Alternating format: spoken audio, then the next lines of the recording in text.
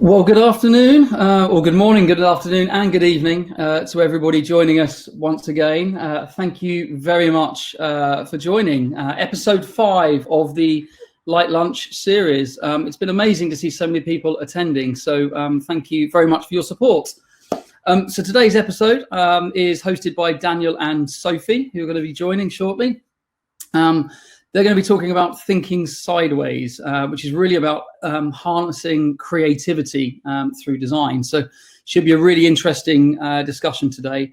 I am moderating, lucky you. So please, if you have any questions for Dan or Sophie, please do drop us a line in the message box somewhere kind of there. And we'll do our best to respond to you. We've also posted at the very top, the little sticky note, which gives you a link to the previous webinars that have been given as well. So please do check that out if you haven't seen them already. They are very good. They're all posted up on YouTube for you. And finally, please don't forget to check out social media. We're on all of the usual social media channels. The @ is @Nulty. And of course, please do check out the website, nultylighting.co.uk. With all of that in mind, I will now introduce Daniel and Sophie from our team, and they will talk to you about thinking sideways. Dan, Sophie, where are you? Are you here? Yes, we are here. Thanks for that, Paul. Thank you. And hello, all you lovely people. I hope you're holding out well. Yeah, during these COVID times. Now Paul has left us. He'll be moderating in the background. It's a pleasure to meet you all. We're here today to, as Paul said, discuss sort of the creative process, and we sort of coined that expression, thinking sideways. Now, this expression, thinking sideways, is something that I sort of picked up on from something I sort of saw a while ago. It's actually a think tank, a body of people were put together during the sort of World War II, and more specifically to sort of lead up to the sort of D-Day landings. And as part of that, this team of this think tank of people were looking at a series of different operations or plans that were sort of plans within plans to subterfuge the arrangement leading up to the D-Day landing and sort of create some misdirection. So it was sort of almost thinking orthogonally to the, tangent to the obvious routes to try and encounter new ways of deception, really.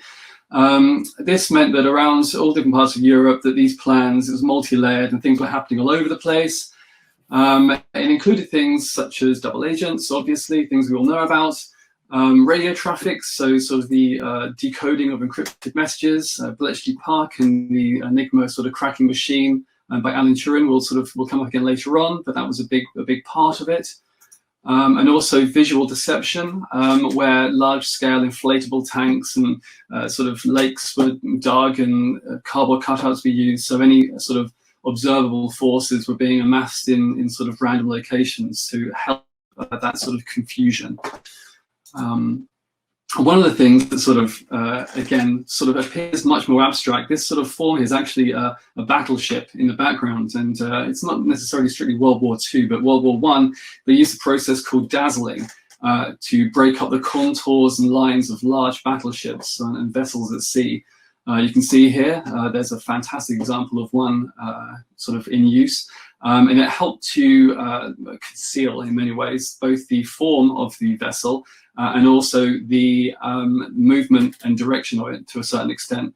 Obviously, it sort of helped out more when things were more based on observation in World War I. But it's that sort of merge between what is conceivably art and what is something that serves a secondary functional purpose in a field or domain that you wouldn't necessarily associate it with. An artist called Tobias Reinberger actually sort of painted a World War I boat that was in London up until recently, really relatively recently, on the South Bank in the Thames. And you can see here, it's literally just that sort of artistic interpretation of what is dazzling applied to the side of this vessel to sort of communicate that merge between art and craft. So I think that sort of leads on, really. The sort of fundamental element of creativity is to dazzle and to celebrate something and fundamentally to stand out from the crowd and stand out from the norm, as this little fellow is doing here in this picture. Obviously, that's artwork. There isn't a purple or fuchsia interpret out there. And whilst there is no sort of path, one route to the sort of a successful creative outcome, but there are ways you can encourage it, and that's, I think, what we're going to explore.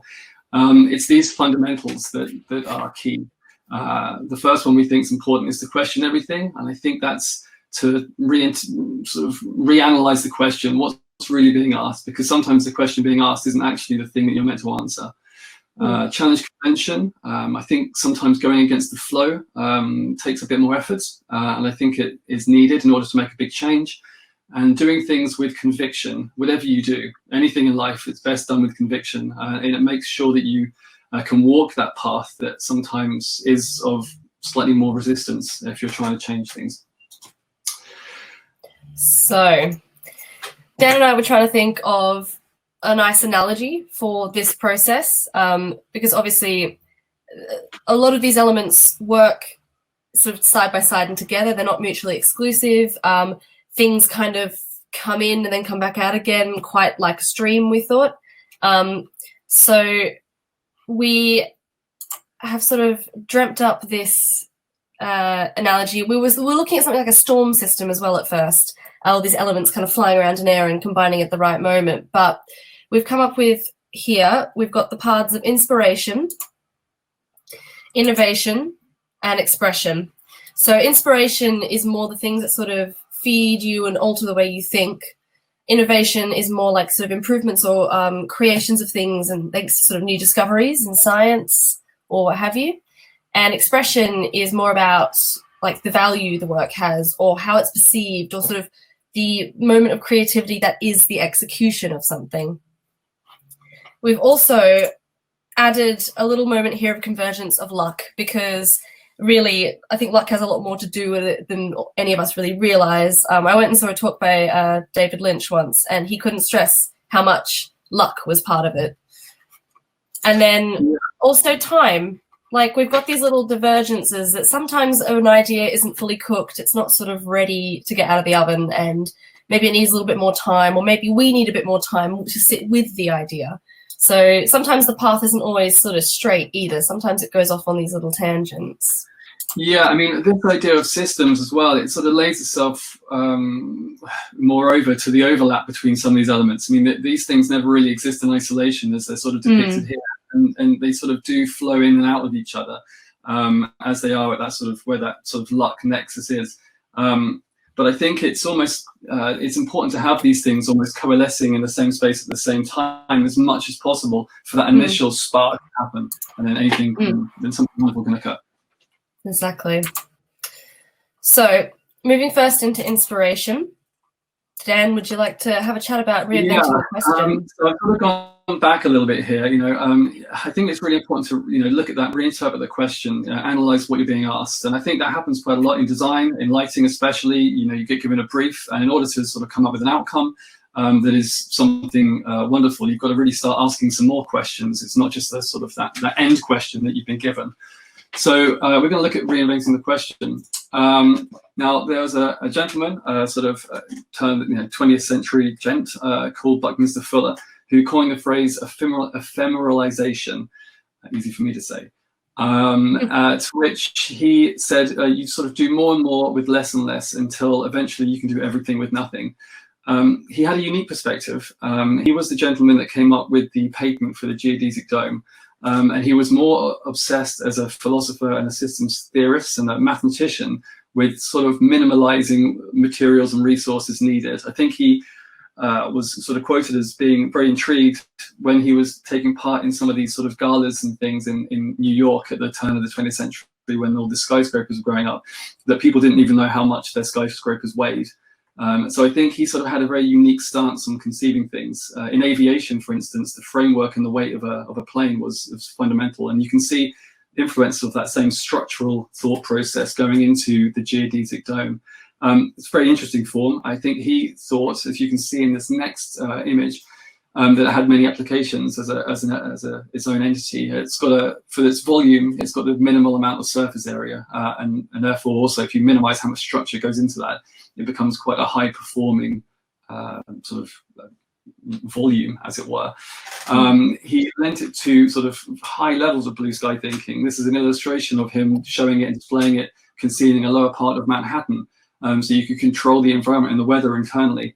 Obviously, this didn't happen, and I think, as with a lot of design, it's good to sort of have a very large idea and sometimes rein it back, and sort of allow it to manifest in something that's more possible and real. But I think it's definitely key to think beyond the boundaries of what is normal. He came up with this expression too. Well, it's just a quote, really.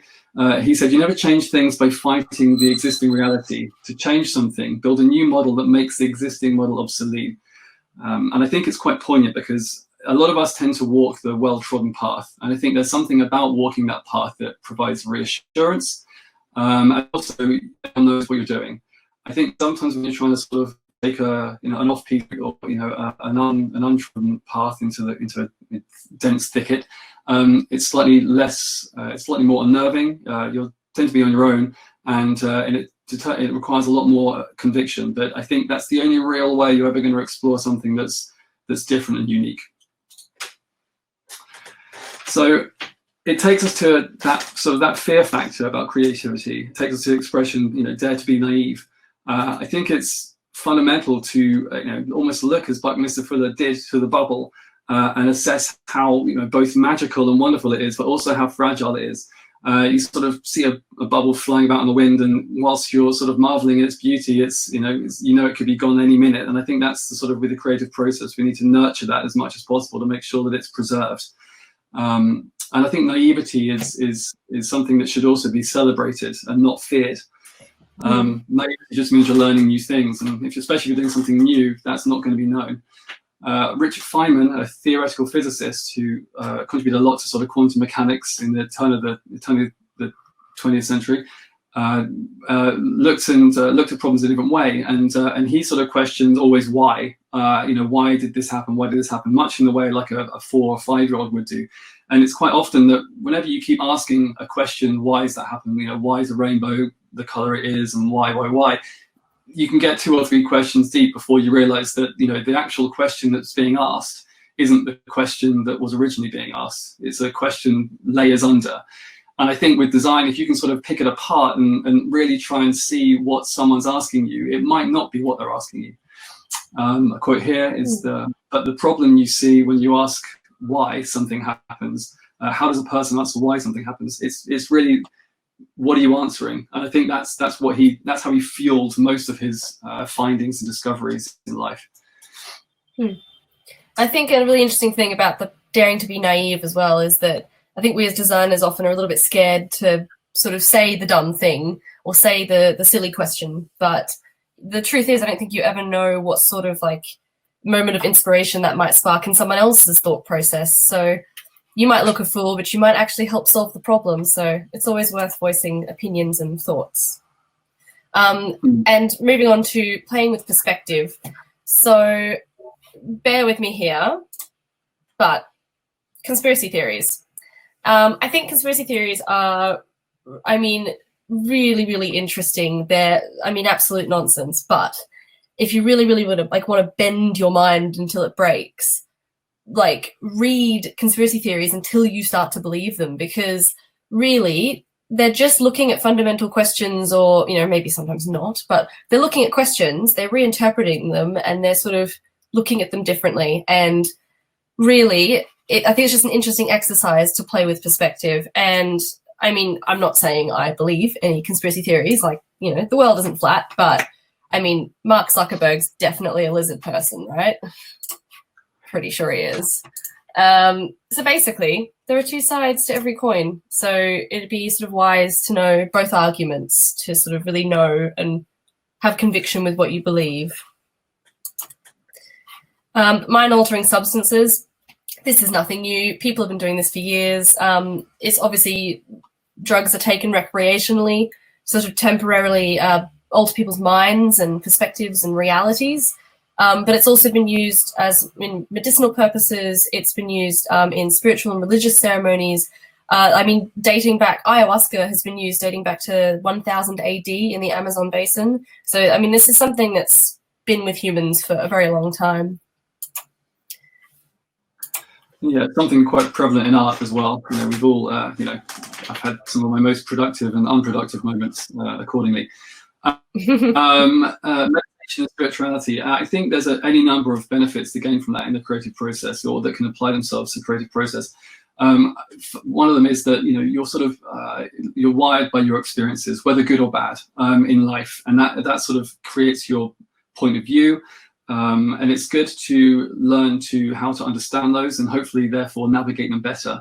You also can create a more sort of openness to new experiences. And I think that openness is really what we're trying to say is probably one of the most key factors in sort of creativity. So just being open to challenge and experience new things. It's really good for sort of like quieting your mind and absolutely just like silencing things and allowing new thoughts to come to. Yeah, so something a bit more literal is that sort of outer worldly experience you get when you leave the planet and look at it from above. And a lot of people, a lot of astronauts, this is a shot taken from the International Space Station, about 250 miles above us. It orbits the Earth 16 times a day, and that sort of shifts your perspective on how things are below. And not only is it weather systems, but us as people operate in a system together, and it's almost like a harmony that we can't perceive when we're in it because we're too in it. So I think that sort of taking a step back is quite important. Dave Chappelle, the famous American comedian, actually has an expression or a statement where he says that you can stand too close to the elephant, and if you stand too close to the elephant, all you sort of see is its wrinkly sort of skin-like texture, and you can't comprehend it. You have to step back to understand that it's actually, in fact, an elephant that you're standing close to. And I think that's true of all situations and experiences. Objective view and objectification is key. So looking at that in art now, applying that a little bit, and people that have gone taken a step back and tried to look at things differently. You've got Piet Mondrian. He was a painter and a theoretician. He looked at sort of Impressionism early on and Cubism, and then he sort of was one of those pioneers that took that next step. Here you have one of the first elements of the abstract art movement, and this is one of his early works called Composition Number 10, Pier and Ocean. And he just basically sat and looked at the light on the ocean until he sort of distilled it down to its minimal form, the minimal amount of data it possesses. And in this instance, you can see that it's very binary in terms of these sort of black lines against white background, up and down. But yet you can still see how it sort of captures the simplicity, but also the beauty of the light reflecting off of water. It's amazing that we can, like, when we were looking at this, like when we were pulling together these slides, I was sort of struck by how much you really can see those lines in this, but it's not something you'd ever see unless sort of someone else pointed it out, Yeah, it's sort of really hard to distill it down into what that beauty is. And I think, this, for me, this is one of my favorite pieces of abstract art because it's so minimal, but yet now I know what it's about. It really, it's almost a photograph. And then you see later in his life that journey continues. The minimalism is still there, but it's sort of almost mathematical in its balance and composition. This is the classic red, yellow, and blue in 1928, so further down the line. It's very precise. Everything's contained in its boundaries. However, later in his life, he sort of traveled around and went to New York. And then you can see that his journey and his point of observation has also progressed. And this is a piece of his work called Broadway Boogie Woogie.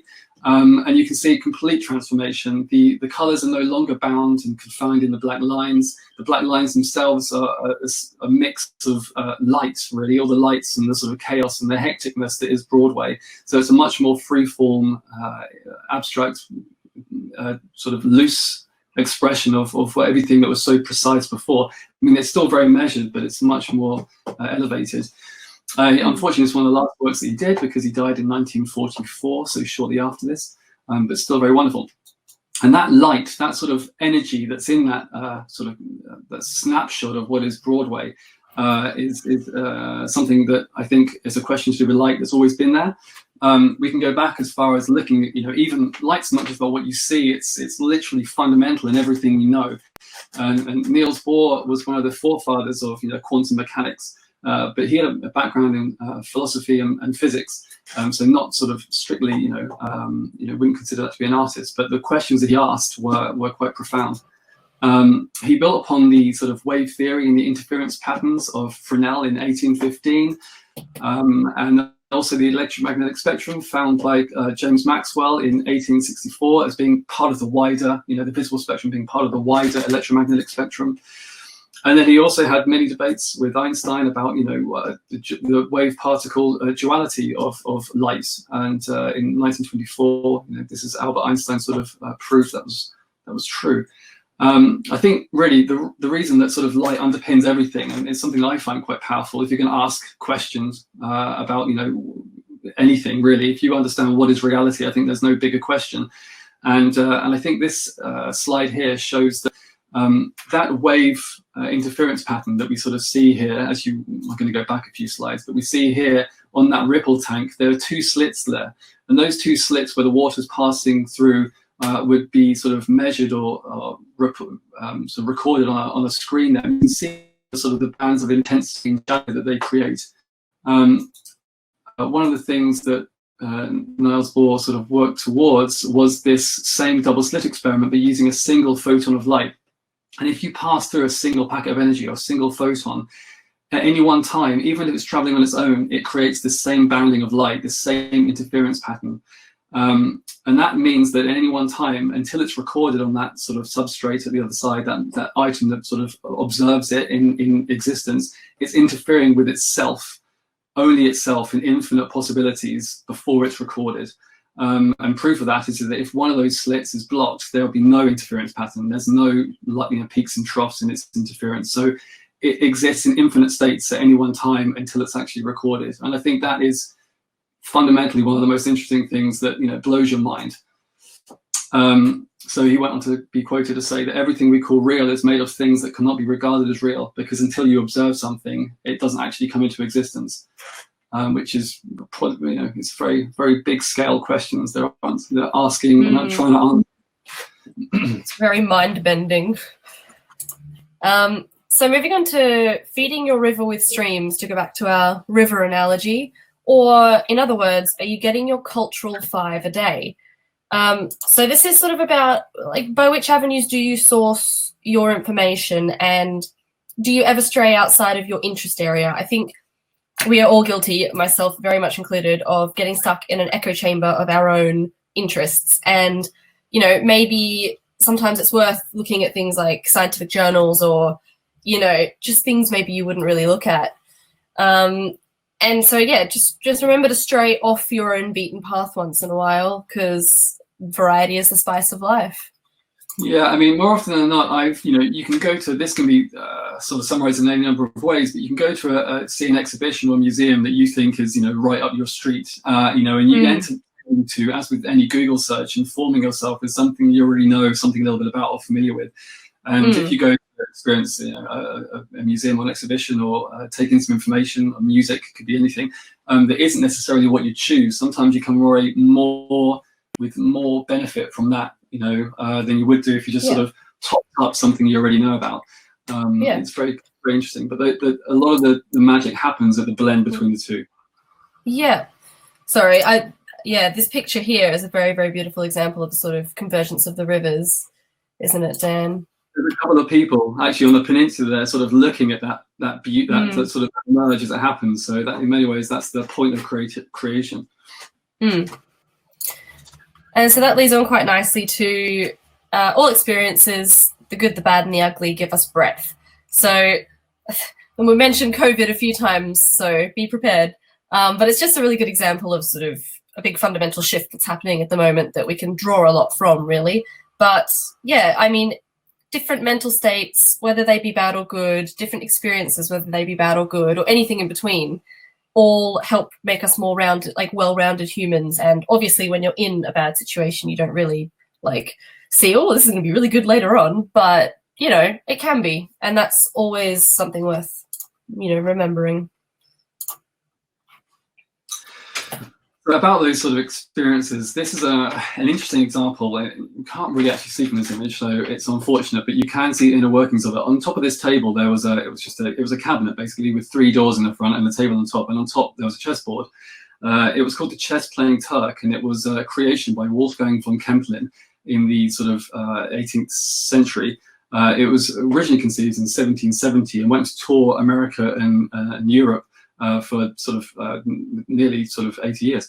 And it was interesting because it was that point of automata and these wonderful machines and magnets and wonderful inventions going around, and everything was sort of just on the cusp of going into the modern age. And when you open the doors, it just appeared to be mechanical. There was no, it was meant to be, it was sort of posted as this machine that could beat anyone at chess. And what happened is that there was actually a chess master that sort of concealed himself inside, and every time you opened a door, you know, they could slide and hide somewhere else behind another piece of moving machinery. So at any one time, you weren't able to see them.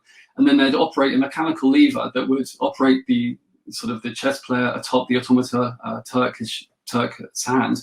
And he would then move the chess pieces around, and you could see where he was playing against, and it was very impressive to watch, and it was very magical.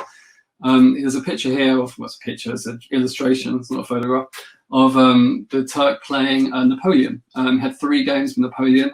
One of the games, the first game, Napoleon kept trying to cheat, and the chess playing Turk kept moving Napoleon's piece back to its origin square. Napoleon tried 3 times, and apparently the Turk sort of swiped the table and knocked all the pieces off, and Napoleon laughed and applauded and then had a few more games. But I guess what's important is that everyone believed they're playing a machine. They believed it was something so wonderful, and they allowed themselves to have that level of permission. A gentleman saw it actually in London, Edmund Cartwright, in 1784, and he was actually the proprietor of weaving machines, and we're at the advent of the Industrial Revolution at this point.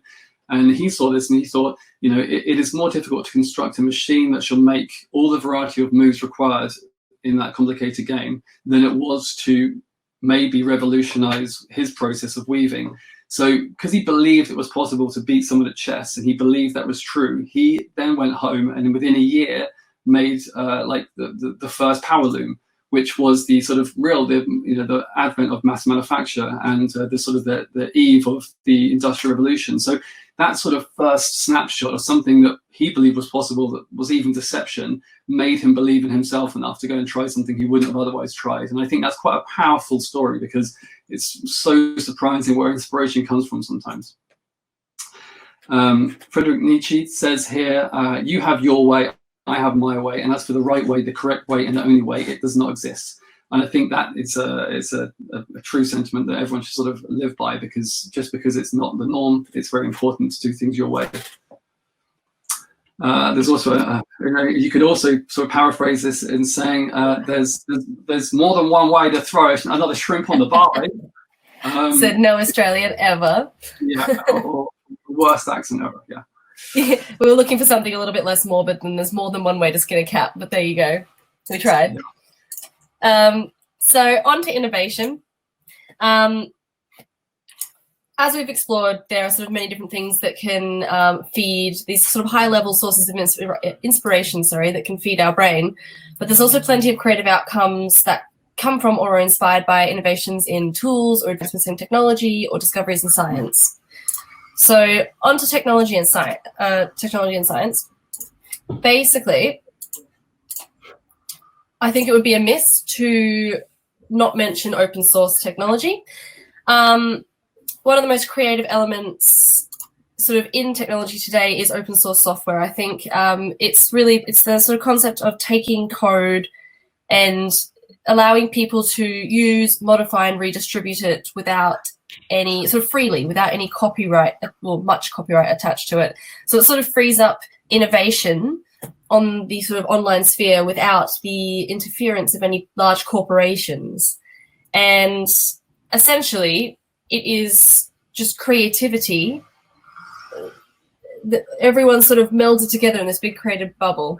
It's global. It's sort of a knowledge collective. You know, knowledge collective. Yeah, that's the word. Yeah, absolutely. So this is something interesting I found while I was researching this, actually, that I thought I'd just put here. The Stay the Fuck at Home desk by Danish company, Sticker or Stiker, I don't know how to pronounce that, sorry. Essentially, it is a laser cut 3D, 3D. It's just a laser cut cardboard desk made out of 3 pieces, very simple. You can buy it online on their website for fairly cheap, all things considered. This was just sort of born out of the scramble and everyone creating their at-home desks at the moment. But the best thing about it is if you have access to a laser cutter, you can just download it and make it yourself, which I think is incredible. That's really, truly in the spirit of the whole thing. So I just thought it was a nice example that I'd share. Now, Bjork, I think she is a phenomenal example of someone who merges like innovations in tools and technology. She, for her Biophilia album, commissioned a number of instruments with a bunch of collaborators. And two good examples of that are the MIDI-controlled pipe organ, which is, obviously, it's basically a computer-controlled pipe organ, and the gravity harp, which is this big sort of 25-foot high machine that it's these big pendulums that swing and they have the strings on the pendulums. And rather than you plucking the strings kind of get plucked on these towers. And this is also computer controlled. And I believe these were controlled with, at least this gravity harp was controlled with basic like Python programming or code. So really what this does is it's just a whole new creative output avenue in which anyone who doesn't have classical music training can access and play a harp or a pipe organ, which, I mean, people without classical training might think to use these instruments in totally new and unique ways. And that's, yeah, that in and of itself is just outlandishly creative, I think. And then in lighting, we have, innovations that happen all the time. We had that sort of the surge of organic LED, which sort of came onto the scene sort of 10 years ago now, maybe, and sort of was heralded as a new way to design.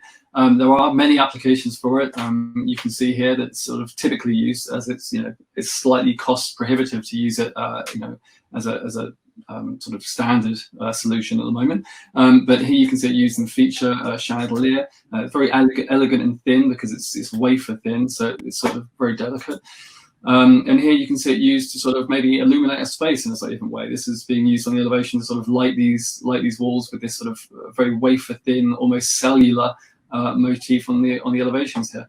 But it just because it sort of hasn't blended itself and lent itself to architectural lighting or sort of the domain that we typically work in, it doesn't mean that it's not got any value further afield.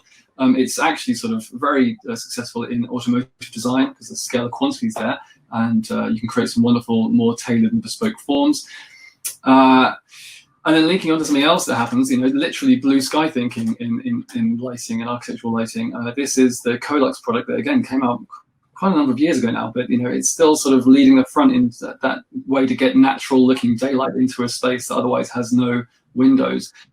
I'm not sure if anyone's seen it. It's very hard to understand from a photograph here, but it literally uses, it's a sort of a large light box that uses the Rayleigh scattering effect of the atmosphere in the same way to create that same blue hue and also the same sort of the impression of a source, a point source, a singular point source inside, which is the sun.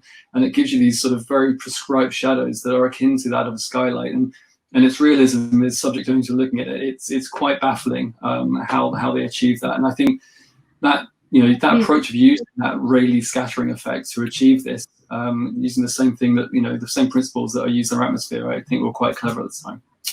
It's absolutely mind-bending as well. If anyone hasn't experienced it, like you feel it feels warm on your skin. Like it's truly such a trip. Like it's amazing. It tricks you. It's so convincing. Your body. Yeah, it's so convincing. In a learned way. Projection mapping, again, it's innovation. It's using technology that's already there with projection and also computer and software to create and distort forms on large solid architectural elements.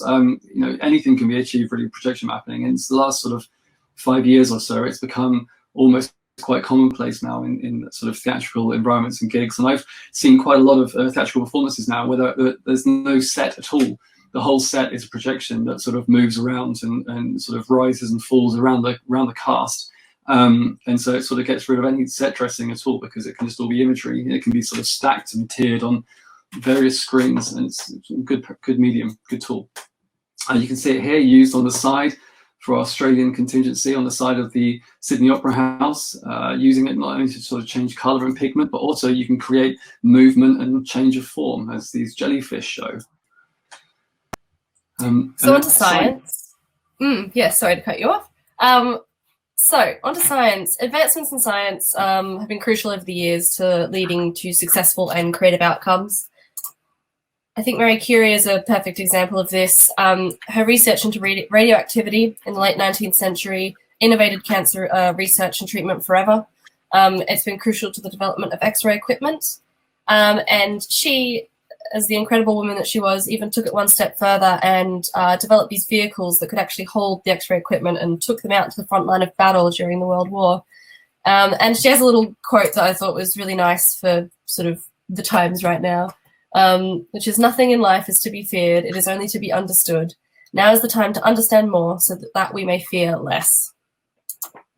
Wise. Another part of science, another sort of thing that we look to for creative inspiration are the scientific principles and elements and systems that are present in biology and nature.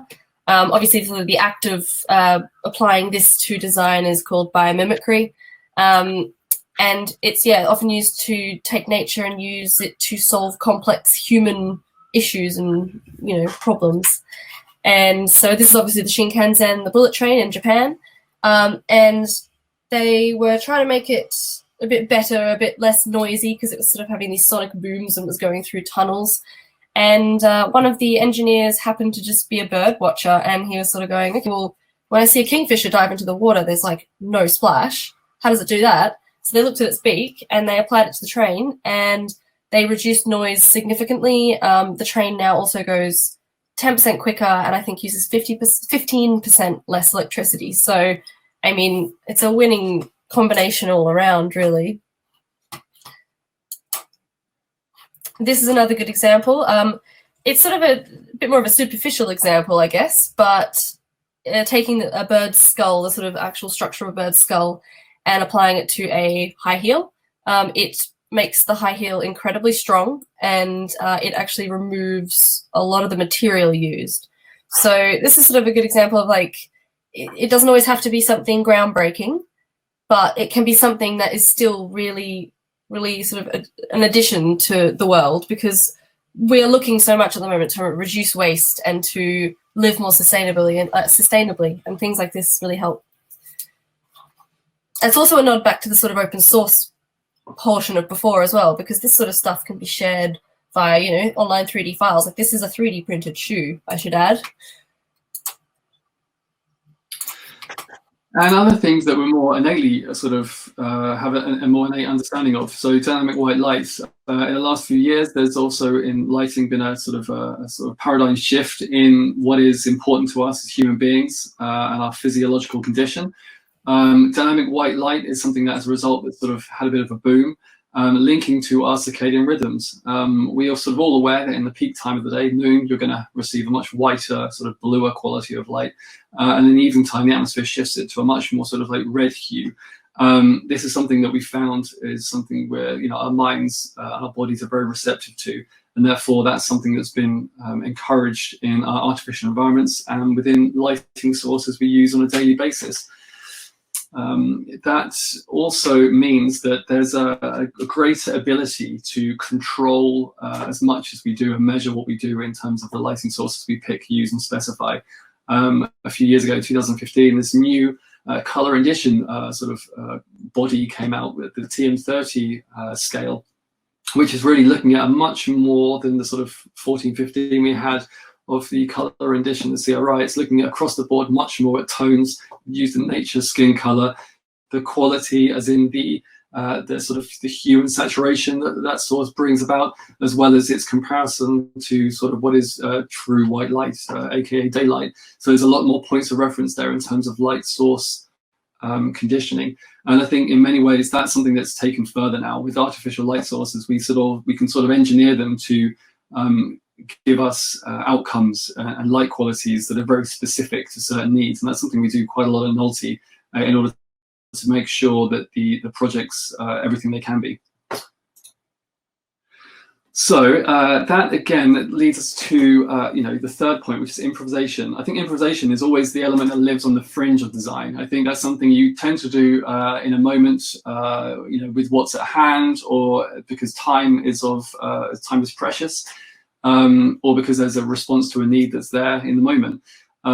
This is a very lo-fi, as many of them are, sort of edition by Alfredo Moser. It's the bottle light in 2002, and it's a way of, in sort of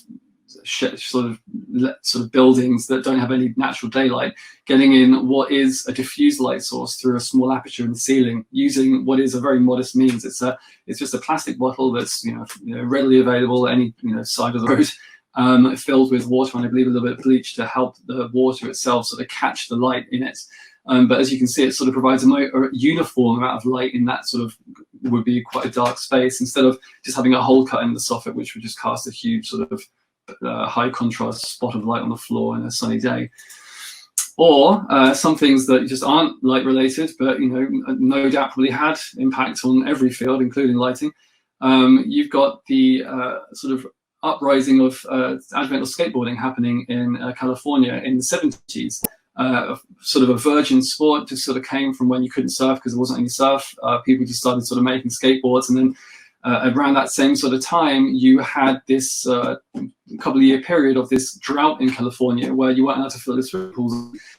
And then these skateboarders decided that these pools let themselves perfectly to be used as somewhere to sort of surf in or skate in, and that was the sort of the forefather really of the advent of the skate park as we know it today. But it's a repurposing of something that was there to help kickstart a whole entire cultural movement. And I think that's quite a powerful sort of improvisation. It's kind of a nice lesson that, like, no matter what you design something for, sometimes people just use it in a way you wouldn't expect. They just do their own thing. Sometimes you just can't predict how people are going to act. So on to necessity. Obviously, things like war are very good incentive for innovation. Obviously, I mean, the global pandemic we're in right now is another good example. Necessity, as Plato said, is the mother of invention. If we look to, this is again another nod back to open source, 3D printing face shields for COVID-19 for key workers. So obviously these are just 3D files that have been distributed online, and anyone with a 3D printer can just start making these. And I mean, that's absolutely fantastic. And another really good this is like 99 cents, US cents, I think, on the App Store. And it's just for like smartwatches or Fitbits. It's just a little app designed by Dr. Kim Binstead of the University of Hawaii. And it just vibrates when you put your hand up to your face. It's super simple. And again, just an ingenious little thing born out of necessity. Slightly grander scale here, but these necessities normally are things under high pressure. And Alan Turing and the team at Bletchley Park obviously worked on what many of us know about as that cracking of the Enigma machine during the Second World War. And the code was broken in 1941. Obviously, none of this could be done if there weren't developments and advancements in programming and computing before by Ada Lovelace and Charles Babbage. Worked a few years beforehand on a stepping computer, but this built on it very clearly to enable you to program something to come out with a decoded message. I think the issue with the Enigma machine was there's something like 15 million combinations on a daily basis, and it really laid on the pressure to have a way of cracking that within that single day time frame. And there's nothing better to create a diamond than some pressure. And as a result of that, this drove on computing and programmable computing a long way. Accidental innovation happens quite a lot as well.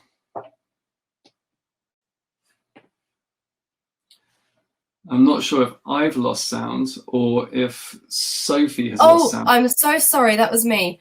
Okay. 3M Post-it notes are, I think, a really good example of something that was just a total accident. It was, in fact, a double accident. Essentially, there was an engineer at 3M, Spencer Silver, who he was trying to design a really strong aerospace adhesive, and accidentally ended up creating a really weak one instead. And so, I mean, they tried to market it. They tried to think of ideas. They went, I don't know. Because the interesting things about it, obviously, as we know, that it doesn't leave residue on the surface it's been on, and it's reusable to a certain extent. So they tried to market it, couldn't do it, put it on the back burner, left it, just, walked away. And then one day, one of the other engineers or someone else who worked at 3M came up, and he was a singer in his church choir. And he was like, hey, mate, can you give me some of that like adhesive? I want to put it on these slips of paper in between my pages of my hymn books so they don't keep falling out. And thus the Post-it note was born. And I mean, now it's sold in over 100 countries. And according to Wikipedia, it is one of the top 5 stationery items sold worldwide. But yeah, take that with a grain of salt because it's Wikipedia, I suppose. And it's almost become synonymous with efficiency as well, isn't it? You know, if you have some yeah. that looks like you're on top of shit, I could, yeah. Not necessarily the case. I'm swimming in them. Yeah, exactly. Yeah. At least you're trying to. Yeah, I mean, we're trying our best. So on to expression. So this one, for me, this is sort of about the actual act of creation, sort of the moment of birth of something. This is like that birth can embody the creativity, and that actual act of execution can be that creativity. It's also about, I mean, how things are perceived, how things are valued, and sort of whether it's perceived by the creator or the person using it, all of that. So, Dan, take it away. So, yeah, interpretation. There's a few points here. Sophie sort of touched upon value, but I think value is very much woven into, you know, how we, you know, what we define as something that's of worth. Interpretation is a key part to that. Now, in terms of lighting, James Turrell sort of looked at light in a different way. He had a unique sort of background in psychology and mathematics, but he sort of perceived light not just in a source, but more as in something that you experience. And he's quoted as saying, "We eat light, drink it through our skin." Which is very true. We do, you know, take a lot of light in through our skin, so that's physically true as well as emotionally. But I think that sort of unique vantage point led him to look at light as these experiential environments that play upon our senses. He sort of developed and coined the Ganzfeld effect, which is really using the sort of attributes of your mind to help create these boundaryless, immersive environments.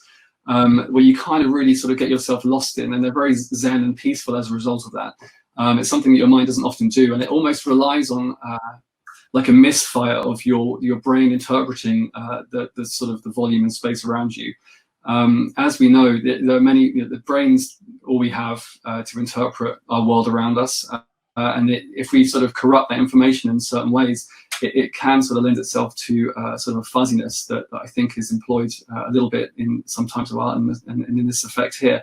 You know, everything we see is upside down as a result of our lenses in our eyes, and it's our brains that actually flip it the other way. So really, they're in control of everything we perceive.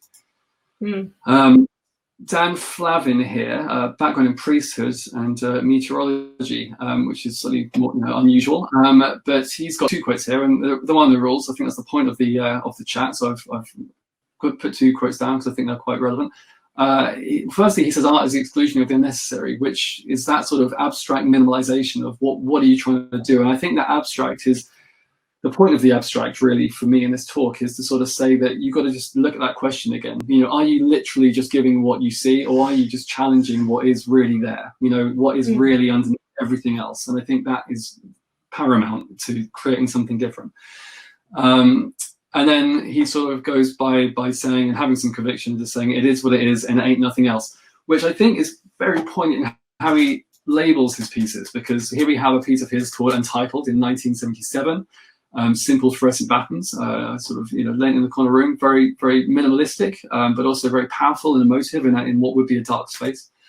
And this larger scale piece of work, which may be akin or something related to his sort of the more theological sort of background that's there, because it has that sort of grandeur and that sense of scale that I associate sort of with the splendor of a centerpiece in a church, or almost an altar. It's like an altar in a 3-dimensional space.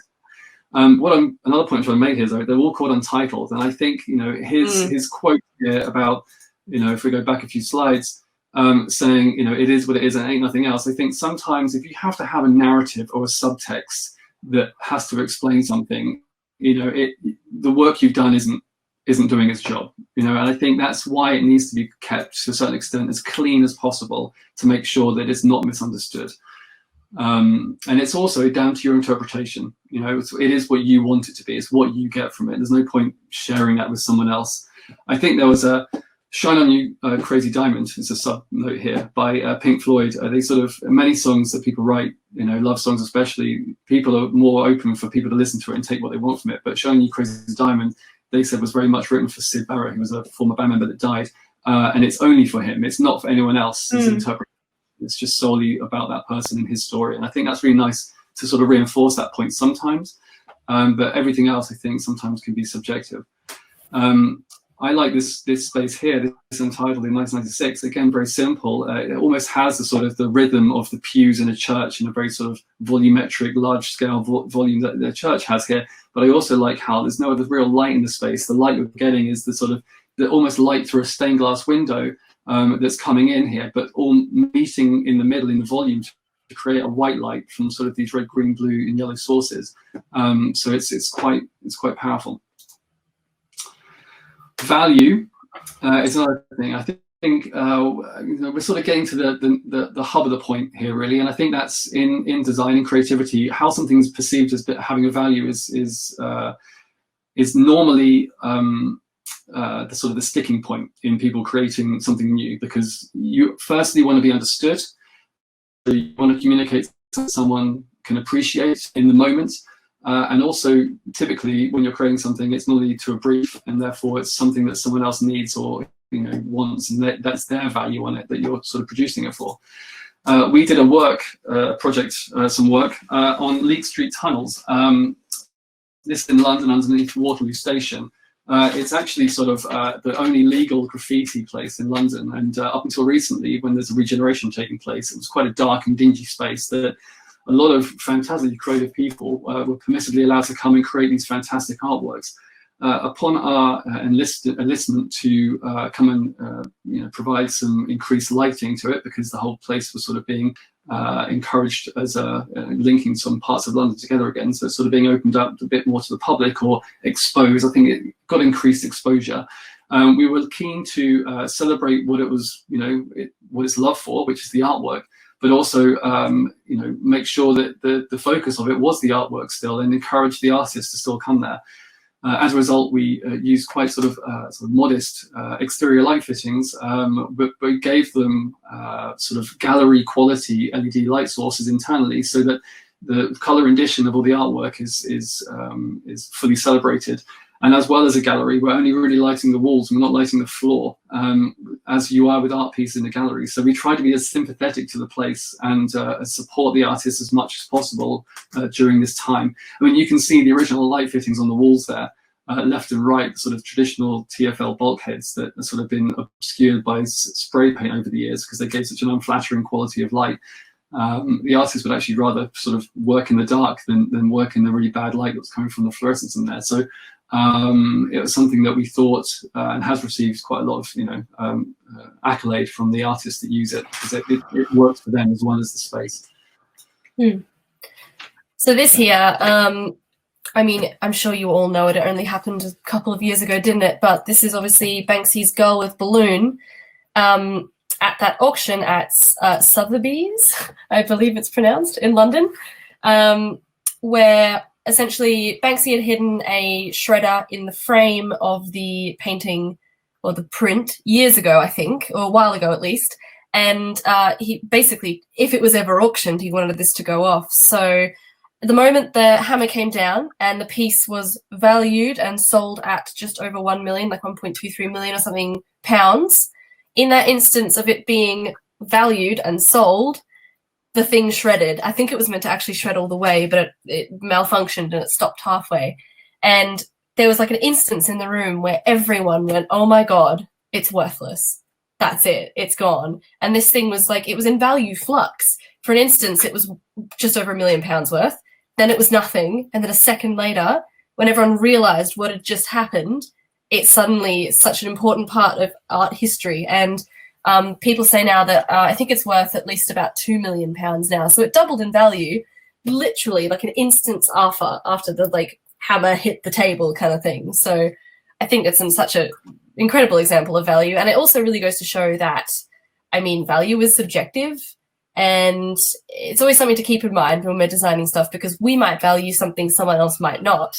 And value can change. Value isn't static. Like, look at what was happening right now in the world. Like, all of our values and perceptions of things are changing because things aren't as they used to be. So, yeah, I think it's always pertinent to keep in mind. Now, this leads on to the topic of execution. And like as I said before, it's sort of the birth, the actual creativity of the birth of something, the actual creativity in the execution of a thing. And Dan, you have a nice example of this. Yeah, I mean, I think Jackson Pollock, because we're looking at art, and what is perceived as art. Vandalism was the graffiti example in the former one there. And vandalism typically had no commercial value, and ironically now is sort of being celebrated more than ever before. Jackson Pollock looks as very expressive with his use of paint. To the untrained eye or to the typical observer, it can look like just like a mess, but it's more than that, really. Everything's very well considered, and there's a lot of measurement gone into what's being expressed on that canvas. You can see in his expression there's a lot of concentration, so it's not unintentional. Everything's very considered and poised, and I think that's where the value comes out of something that could otherwise just be unless it was perceived from the right frame point, wouldn't have as much value. So on to drag and performance art. I think this is a really perfect example of this sort of creativity of process. There's the creativity of putting together the looks and the makeup. There's the creativity of creating and making costumes and outfits. And then there's the actual performance itself, which is all about creating and developing and acting and, making this character and giving it depth and giving it life and sort of creating this alter ego. And someone who I think does this in a really interesting way is David Hoyle. He's sort of a self-proclaimed anti-drag performance artist, and he's such an interesting character. On one of his shows that I saw, and Dan saw it too in Brighton, he gets a member of the audience up on stage and paints them live. In the case of my show, it was my friend Britt. And it's this sort of, his performance allows him to have he sort of voices his internal feelings and emotions and thoughts, and he sort of says them all out loud and allows the audience to kind of go on that journey with him. And sort of it allows you to learn about him and to learn about yourself and to learn about things around you as he's also learning about these things. And I mean, drag's only been popularized in the past sort of 5 to 10 years, really, with things like RuPaul's Drag Race. And I mean, he's like the niche of drag. And so what I think this really, I mean, he's been doing it since the 90s. He's been on the scene a very long time. And I think what this shows really is just incredible conviction. And really, there's sort of another side to the coin when this sort of thing like drag and these sorts of topics, they involve heavily expressions of gender and queerness. And that's also a very brave thing to sort of stand up and be very convicted about and to, have conviction with. It's a very important which moves part us into. Yeah, sticking. Sorry, go on, Dan. No, it's about being true to yourself. And if you have that level of conviction, you should believe in yourself and take that forward and through and offer it. There's no better example, really, than the legend that is Freddie Mercury here. I mean, he's a lot of self-conviction. This statement here is testament to that. He said, "I always knew I was a star, and now the rest of the world seems to agree with me." You can see from his stance there, there's a lot of power in his conviction, and that was shared, that light was shared with a wider audience. He believed in himself, and that was something that was embraced by a large volume of people. And I think if you did it half, it wouldn't have come off. I think it had to be all the way to 11, to quote Spinal Tap quote. But I think the conviction you need. I think an 8 sometimes isn't going to get you there. Yeah, absolutely.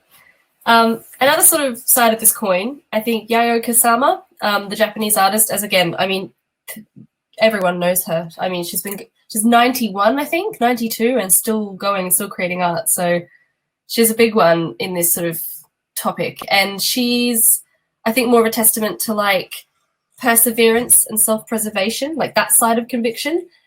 She obviously had a rough upbringing. You know, her family wasn't super kind to her, especially her mother. And I mean, during the war, at 13, she was sent off to work in a military factory sewing parachutes, which, I mean, later was something she used in her art, so at least it was useful, I suppose.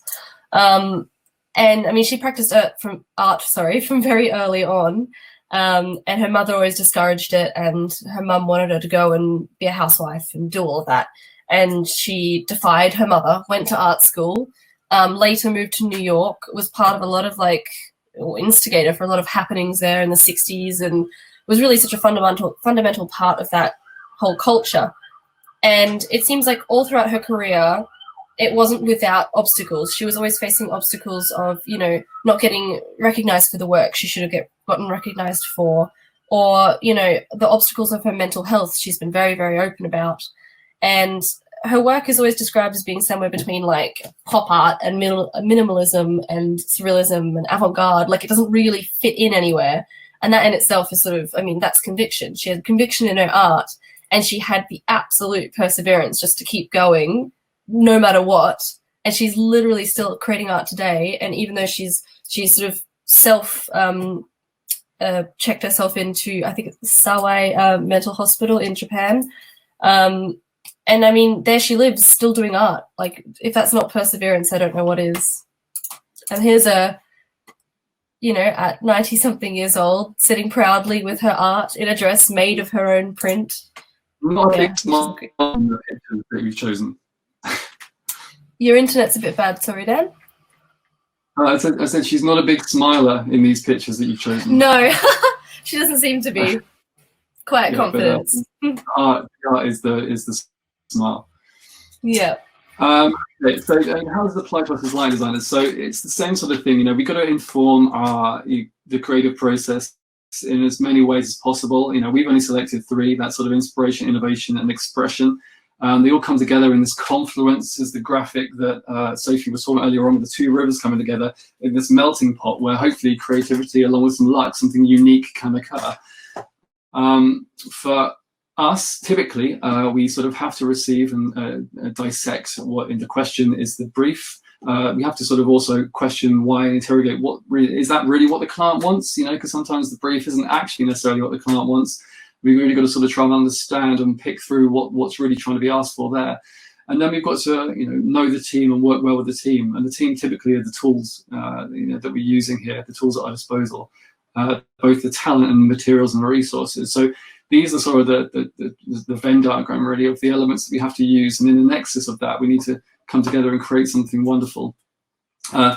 I think what's sort of the most powerful, this is a snapshot of our team on the roof of our building, the old building. Actually, we're not there anymore, but hopefully when the lockdown eases off, we'll be elsewhere. This is collaboration's key in the office, I think, because there are so many different ways to inform good design. And I think because creativity isn't just a linear thought process within one person, you know, Alan Turing wouldn't have been able to do the Enigma machine, cracking machine, if it wasn't for like Charles Babbage and Ada Lovelace. So I think, you know, building upon ideas other people have had and expanding upon it and exploring them more is fantastic.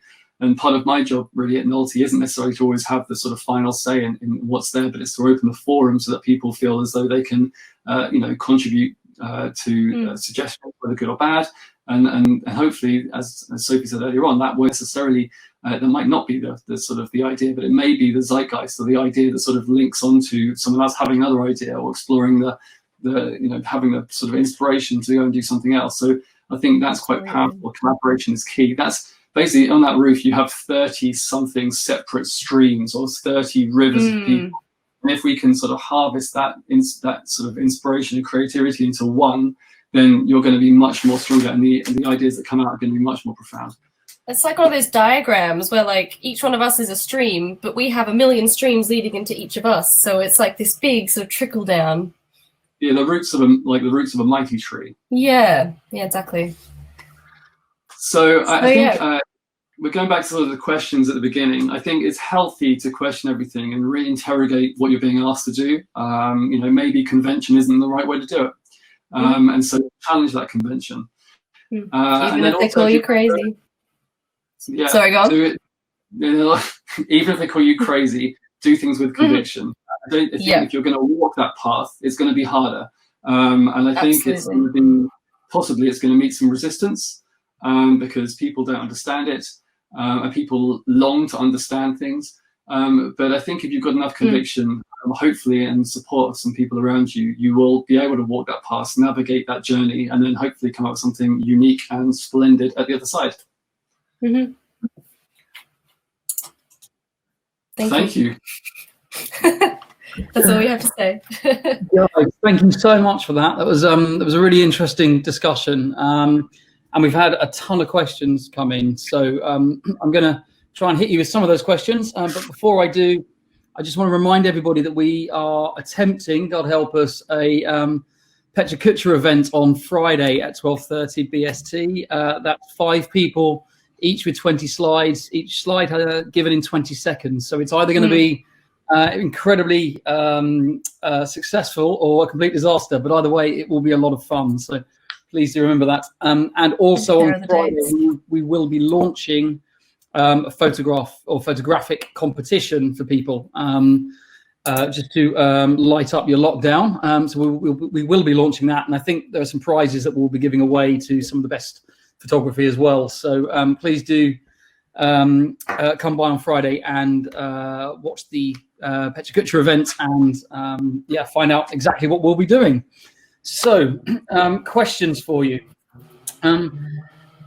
Easy one to start with. Is the current coronavirus situation allowing you to be more or less creative? What do you think? I don't mind. Well, it's an interesting thing to go from an open plan office to not an open plan office. That's been like a new way of working that I think hasn't hurt. I mean, I think open plan offices are still have their place in, it works really well for us as a team to be able to spitball off each other and communicate and bounce ideas. But yeah, I think it's been interesting learning how to work in isolation as well. I mean, personally, I know that all these social media platforms, Microsoft Teams and, Zoom and other things have had a massive boom in their sort of people enlisting the services of them.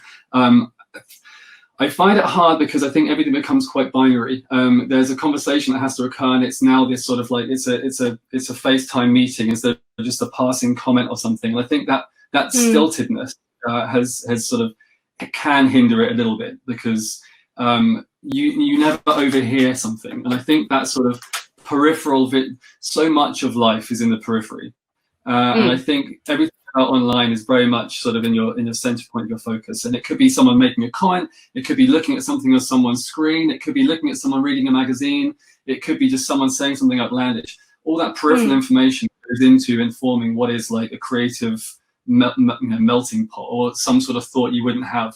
And I feel that when you're at home, you're very restricted to, first and foremost, because of search engines and algorithms, internet searches and things that sort of tend to show you things you already know in social media, for example, and also conversations that you've already planned to have. So I think in that sense, I think it's a little bit restrictive. I'm not saying, I know it's in its infantile stage at the moment, and if it does sort of become more mainstream and part of regular life, I think it might find a new way to sort of take foot. But I think what is important, I know we can't do it right now, is still to get out there. I think it's almost good to feel comfortable, and I think it's very easy to become comfortable, and you learn the most when you're not.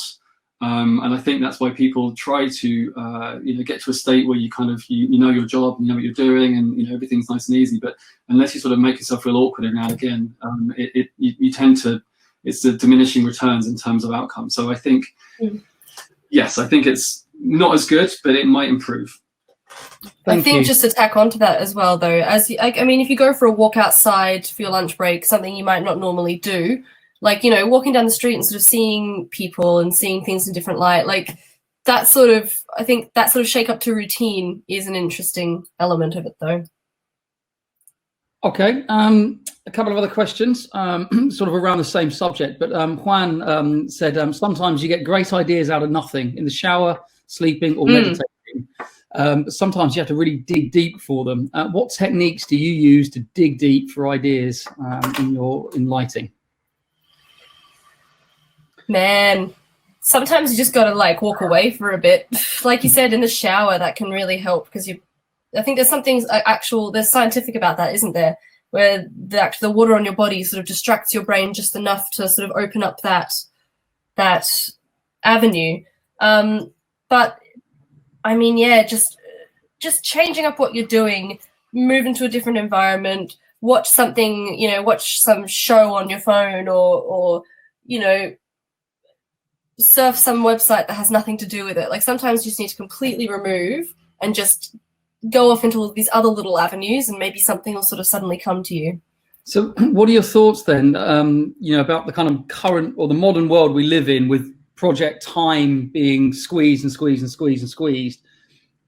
If you need space to think and time to think, how are you balancing? I mean, I struggle myself as a life scientist. How are you balancing that need for the immediate deadline and deliveries, particularly actually in the Middle East, where project timelines are even kind of tighter and even more compacted? I mean, what's your take on that? I think it's quite a big problem, if I'm honest. I think it's really difficult sometimes to try and just bash out work in that time. Like, sometimes pressure makes diamonds. Sometimes those sort of situations are good. But yeah, I think the ideal creative process isn't really how most of us work nowadays. And yeah, I think it's a bit of a shame, but yeah, I mean, I think I do, as Sophie said, there's a fine line between knowing when to apply that pressure. I think pressure does make diamonds. I think for a start, no one can really work on that much pressure all the time because you're fatigued. I think there needs to be a certain decompression to allow space for thought to occur, because you need, as we said in the talk, you need sort of space for a bit more of an objective opinion.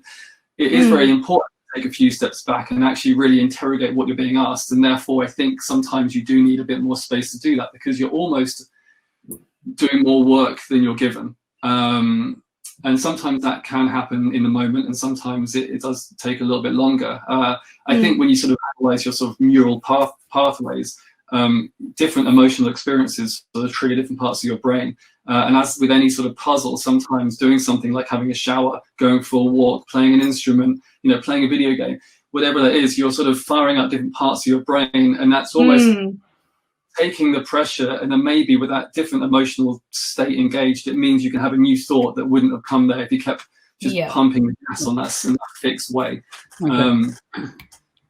Okay. Yeah. Thank you. Serafina asked a very good question. She said, similar to the photon that reacts to stimulus differently when it's observed, how important would you say is the role of an audience in creativity? Is creativity innate, or do you think it is reactionary? I think it's both, because it's about how you perceive it. It's the value you put on your thing, reactionary to the world around us. And a lot of creative, especially like art and performance, is about social commentary, and how can that exist without the social part of it? I think that's such a cool question. I think basically creativity embodies an expression of your understanding of something. I think it's almost like everyone's mentalities of psychology is slightly different, so it's a representation of your understanding. And I think some people more or less can communicate or tap into that in different ways. You do get quite a lot that prisoners, for instance, are given sort of artistic therapies to express themselves. They've got fantastic artworks because they've got a lot of internalized, energy going on that sort of, comes out in wonderful forms that you wouldn't think akin to their backgrounds. But other people, for instance, can suffer massive frustration if they can't communicate what they're thinking, and it's the only way of them thinking. And I think that was something, if you've seen the Imitation Game, the Alan Turing sort of movie that came out, I think in 2015 or something. He very much really can only do the path that he wants to do. To deviate from his path would be massive frustration. So I think that it's about the audience, but sometimes it's just about how someone understands things, and that's the only way they can go. Thank you, guys. I think that's probably about time we wrapped up, because we are over time a little bit. So I will say a huge thank you to the both of you. A really interesting presentation. Thank you to everybody for joining us. As I say, we are back here on Friday with the Petra Kutcher event, heaven forbid. It's going to be fun, so please do join. And as I say, we will also be launching a photographic competition, so please do stay tuned. As always, check out the social media channels as well, and our website, multilighting.co.uk. And on screen now is a list of the upcoming webinars, so please have a look at those and register as well. I'll stop selling now. Thank you, guys. Thank you to everybody, and we will see you again soon. Thank you so much, everyone.